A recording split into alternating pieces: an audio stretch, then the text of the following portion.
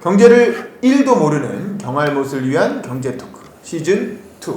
자, 오늘은 정대영 송영경제연구소장님과 함께 이번 대선에 출마한 내년 2022년 대선이죠. 이번 대선에 출마한 대선 주자들의 경제 정책을 살펴볼 텐데요. 그 중에서도 먼저 여권 후보들의 경제 정책을 모아서 한번 이야기 나눠보도록 하겠습니다.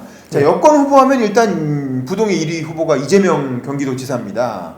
이재명 지사 하면 또 기본 시리즈가 떠오르는데 예. 그 중에서 특히 뭐 기본소득 가장 유명하죠. 이 어떻게 봐야 됩니까?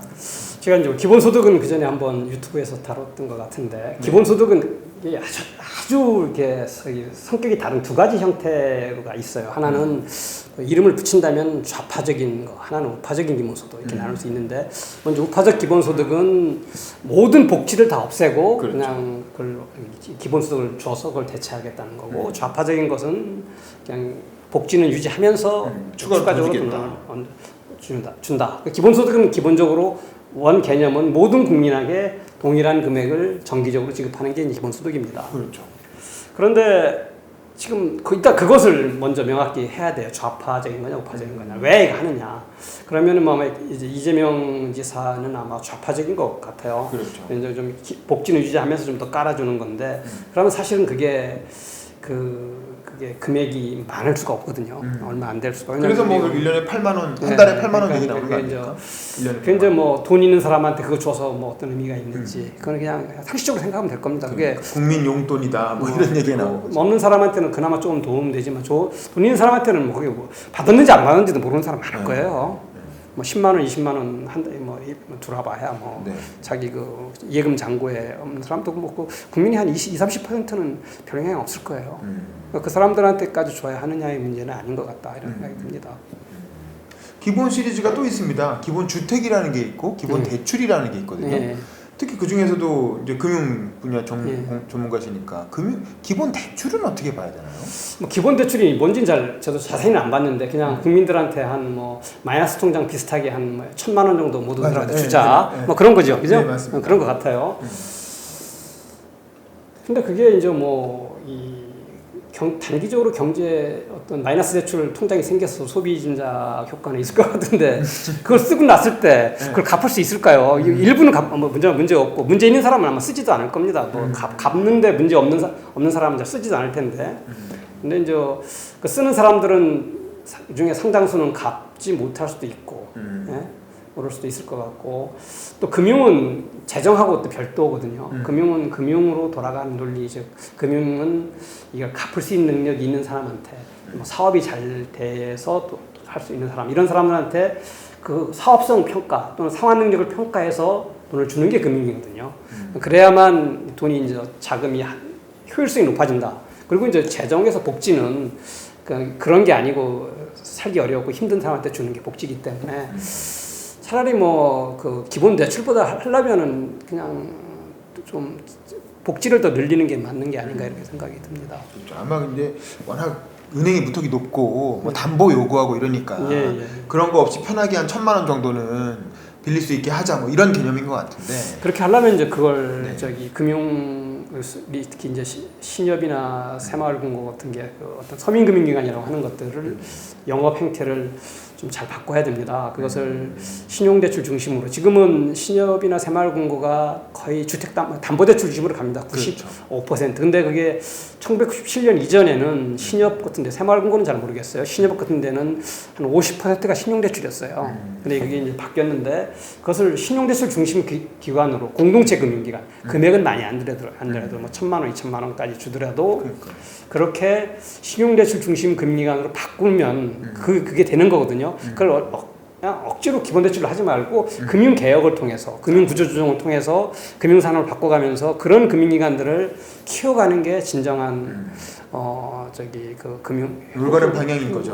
효과도 있고 뭐 부작용도 적고 고용 효과도 크고 금융산업도 발전하고 그렇게 할 것 같습니다. 근데 이제 이재명 지사는 한꺼번에 해결하는 걸 좋아하니까 그냥 한 큐에 그냥 1,000만 원 대출할 수 있게 해주면 되지 뭐 이런 건데 사실 그거보다는 이른바 관계금융이라고 하는 공동체 금융이 가능한 그 지역 주민들과 밀착돼 있고 지역 주민들의 어떤 개인적인 사정이나 뭐 사업 아이템이나 이런 걸 충분히 평가해서 이 정도면은 충분히 한 1,000만 원을 빌려드릴 수 있겠네요.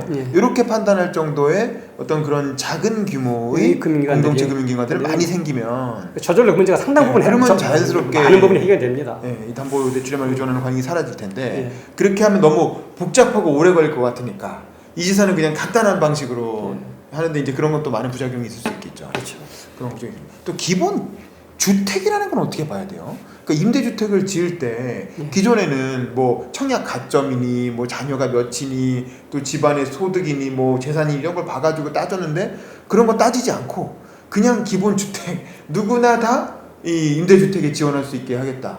뭐 그걸 뭐 200만 호를 공급하겠다. 뭐 이런 게 되게 기본 주택 개념인 것 같은데. 그냥 그건 좀 공공임대주택하고 어떻게 차이가 나는지를 좀 잘 모르겠어요. 공공임대주택을 늘리는 건데 지금 주택의 문제는 사람이 원하는 지역의 주택이 좀 부족하다는 거고 그렇죠. 제가 이제 지방에 삽니다. 지방촌에 삽니다. 우리 집 제가 사는 근처에 가면 임대주택이 많아요.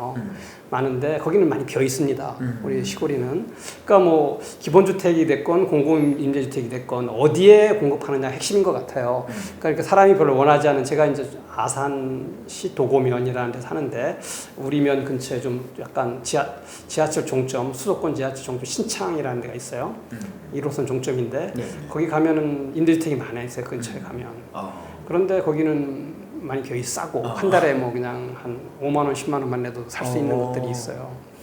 그러니까 임대주택이나 기본주택이 그렇게 공급한다는 게 왜 의미가 없냐면 사람이 원하는 지역은 지금 땅이 없잖아요. 우리 아까 말씀드린 대로 저기 주택 공급을 늘리는데 과천에 그 정부종합청사 그 나라 땅인데 거기다도 집을 못 짓고 있는 판인데 주민들이 뭐 이런데 뭐 서울 시내 어디 좀 역세권이나 뭐 이렇게 좀 좋은 데는 집 짓기가 더 어렵죠. 그러니까 그거에 어떻게 공급할 수 있냐 그런 걸 구체적으로 하나씩 뭐 그게 기본주택이 됐건 뭐 분양주택이 됐건 임대주택이 됐건 상관없이 저는 그냥 어떤 종류의 주택이건 공급이 많이 되면 결국은 다 혜택이 돌아간다. 다양하게 집을 사겠다는 사람인데 그러니까 차라리 그 이낙연 후보가 뭐라고 했죠? 그 뭐 서울공항 헐어서 짓겠다. 헐어서 그건 그나마 그게 더 현실성 있는 대안이죠. 박용진 후보는 김포공항. 예. 그러니까 뭐 둘 중에 하나만 있으면 되고 하나를 헐어서 이제 공항 하나만 쓰고 뭐 집을 짓겠다. 그리고 뭐 우리 지금 땅 좋은 데 있잖아요. 용산 미군 기지. 그거 뭐 공원 한 절반만 하고 아니면 공원 3분의 2만 하고 3분의 1은 뭐 집을 짓게 이런 대안이 나와야 그게 의미가 있는 거지. 그렇죠. 이게 입지가 같이 나와요. 왜냐면 땅이 없으면 짓는 건 뭐 저기 제가 말한 대로 그 아산이나 뭐 부여나 뭐 저기 지방에 가서 지면은 기본주택 지금 누가 살아요? 벼이지 관리비만 들죠. 그러니까 어디다 어떻게 짓겠다. 그게 뭐 기본주택이 됐건 공공임대가 됐건 분양이 됐건 뭐 그렇게 생각을 합니다. 입지에 대한 고민도 같이 이루어져야 그게 먼저 돼야 되죠. 그래야 현실성이 있는 거니까. 알겠습니다. 물론 이제 미리 입지를 밝히면 그게 부동산 투기를 불러일으킬 수 있기 때문에 그래서 안 밝힌다 뭐 이렇게 얘기하기도 하던데. 뭐 그런 건 아닌 것 같고요. 그래서 저기 질만한 데가 없죠. 그러니까 실제로 땅이 없어요. 그러니까 사람들이 원하는 지역에. 그러니까 굉장히 어렵죠. 아까 말씀드린 대로 서울의 역세권에 지려면 거기 다 조그만 건물들이 있거든요. 그 건물 주인들, 땅 주인들하고 어떻게 이해관계를 하느냐. 뭐 공공용지 뭐 아까 말씀드린 뭐 과천이나 저기 강남에 뭐 이렇게 병원 용지 이런데 또는 뭐 구청, 학교 이런 용지에 집을 지는 것도 지금 어렵잖아요. 그건 뭐 그냥 투기가 뭐 있겠어요. 거기 그건 공공시설 땅인데 그렇죠. 그런 것을 밝히고 되게 좀 추진을 해봐라. 근데 그건 이제 표 떨어지니까 잘 안 할 거예요. 맞습니다. 그러면 이제 2위, 3위 후보가 이낙연 전 국무총리, 전 민주당 대표죠. 그리고 또 정세균 전 국무총리 이런 분들이 이제 여권에서는 뭐 2, 3위 왔다 갔다 하시는데 이런 분들의 경제 정책은 주로 어떻게 보셨어요? 제가 뭐 이낙연 이 총리 후보를 보니까 5가지 정책을 했더라고. 신복지, 뭐 그다음에 중산층 경제, 중산층 경제, 뭐 그다음 헌법 개정, 뭐 그다음 연성 강국 외교, 뭐 그다음 문화 강국인데 문화 강국은 김구 선생님이 주장하신 거잖아요. 네, 그런 거 있고 뭐 나머지 경제 정책은 2개인 것 같은데 신복지, 그다음에 이제 모든 국민 중산층으로 만들겠다. 이게 좀 그냥 막연한 것 같아요. 신복지가 뭔지 모르겠고 중산층이라고 하는 것은 이렇게 사람이 있으면 중간 정도인데 모든 사람이 중산층은 논리적으로 들어가기 어렵잖아요.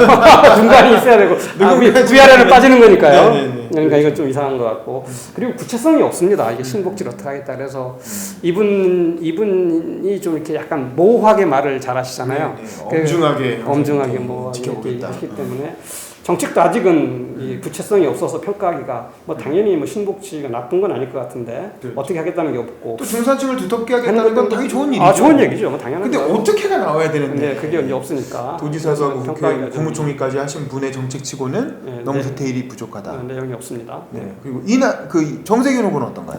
정세균 후보는 최근에 이제 뭐 이 공공부문 개혁을 강하게 들고 나왔더라고요. 5급 폐지하겠다고 하셨죠. 그리고 뭐 경찰대 폐지, 공공개혁 했는데 이게 지역적인 거긴 하지만은 뭐 아주 다 맞는 정책이라고 생각합니다. 그 5급 폐지는 오래 전부터 얘기가 됐던 거고, 그렇죠. 뭐 국민 공감대 많이 형성되고 저도 많이 주장하고 있는 겁니다. 네. 그래서 이미 우리 7급이나 9급으로 들어오신 분들도 다 어느 정도 수준이 높기 때문에 선발 과정만 잘하면은 5급 공채를 폐지해도 거의 문제가 없다 그렇게 생각을 하고 경찰대까지는 생각을 안 해봤는데 그것도 뭐 폐지할 수도 있겠다. 왜냐하면 지금 경찰 되시는 분들 시험 봐서 순경이라고 하는 말단님 그것도 뭐 다 훌륭하잖아요. 그렇기 때문에 그분들도 승진을 다 못하거든요. 그럼요. 경찰대 있으니까요. 그래서 뭐 이건 하여튼 경제 전체에 미치는 양은 뭐 어떨지 모르지만 맞는 정책인 것 같다 이렇게 생각이 듭니다. 그리고 이제 가장 젊은 후보인 박용진 후보가 최근에 이제 3대 기득권 폐지 정책을 발표를 했어요. 그래서 연금 기득권, 정규직 기득권, 그다음에 의사 기득권 이 세 가지 기득권을 폐지하겠다는 정책 발표했는데 이건 어떻게 보셨나요? 다 이것도 뭐 좀 제가 이제 처음에 말씀드렸다시피 이제 한국은 기득권층이 뭘 내려놓아야 되는 거니까 기득권층이 개혁을 한다는 데 의미 있습니다. 그리고 상당히 좋은 기득권인데 이제 여기서 조금 보완을 한다면 의사 기득권은 뭐 이건 저도 뭐 오래전부터 여기 떠드는 얘기고 이건 문재인 정부도 하려고 그랬는데 잘 디자인해서 꼭 하셨으면 좋겠고요. 정규직 기득권 문제는 이게 이제 그 정규직의 이제 대기업 정규직을 얘기하시는 거라고 생각을 해야 되죠. 공공 부분에 있는 정규직은 공공 부분은 그냥 비정규직이 적으니까 이 부분일 텐데 여기보다는 먼저 공공 부분, 그러니까 공무원이나 공기업의 개혁이 먼저 돼야 될 것 같다라는 생각이 듭니다. 그래서 이거 순서가 좀 중요한 것 같고 공무원 연금 개혁도 국민연금하고 이렇게 통합해서 하는 거 필요한데 사실 국민연금도 문제거든요. 이게 국민연금도 낸 거보다 많이 받습니다. 근데 국민연금이 낸 거에 한 2-3배를 받는다면 공무원연금은 5-6배를 받는 거죠. 그러니까 공무원연금하고 국민연금 합해도 문제는 많이 그대로 남아요. 그래서 이거 연금제 전체를 어떻게 개혁하느냐 무지하게 어려울 겁니다. 왜냐하면 지금 받고 계신 분들이 있고 그래서 제가 그래서 대안찾기에 썼던 게 연금 개혁은 저도 생각을 해봤는데 참 지난하다. 그래서 왜냐하면 또 그리고 개혁을 한다 하더라도 소급 적용이 안 돼요. 지금 받고 있으시는 분은 어떻게 할 수가 없잖아요. 그래서 이제 노인 연대세를 만들자. 그러니까 노인들끼리 지금 연금 많이 받으시는 분, 또 뭐 임대소득도 있으신 분, 그 다음에 이자 소득도 있으면 이런 분들을 합해서 그러면 제가 주변에 이제 저희 또래들 중에 좀 이렇게 좀 괜찮게 노후 준비가 되신 분들은 웬만한 그 기업 다니는 사람 지금 직장인 못지않게 매달 수입이 들어오시는 분 많아요.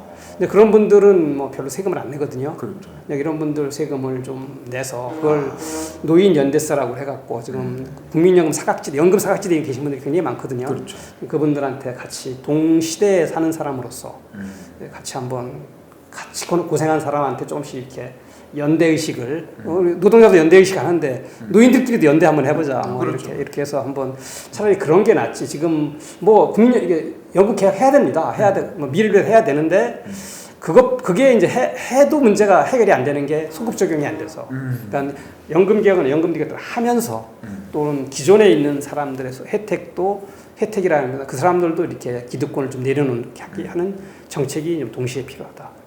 그러네. 사실 박용진 의원은 국부 펀드를 주장하고 있기 때문에 연금을 운용을 잘해서 7% 8% 그 수익률을 내 가지고 그렇게 해결하면 된다 뭐 이런 생각이신 것 같아요. 근데 이제 뭐 제가 한번 그건 얘기했던 것 같은데 지난번에 했는데 돈 돈노래하기가 참 어렵습니다. 그렇죠. 10% 수익률 낸다는 게 사실 투자한다는 게 보통 일이 이게 해보시지 않았기 때문에 본인이 한번 몇 명이 모여서 주식 투자 해보고 7% 꾸준히 되는지 한번 7% 수익을 낼 수 있는지 해보고 훌륭하신 분 모아서 한 5명이 한번 해보시라고 그래야 이게 되는 거지.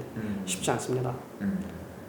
그러게 말입니다. 자, 그럼 여권 후보들의 공약은 이 정도로 리뷰하도록 하고 다음 영상에서는 야권 후보들의 대선 공약 같이 살펴보도록 하겠습니다. 감사합니다.